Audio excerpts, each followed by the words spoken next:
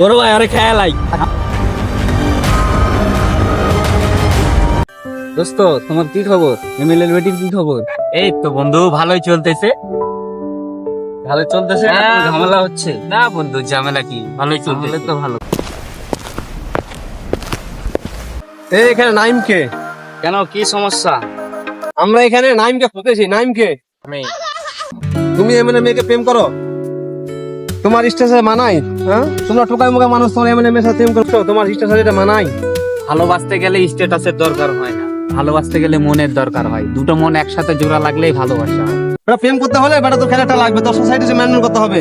বেটা বড় বড় কথা বললে হয় বেটা?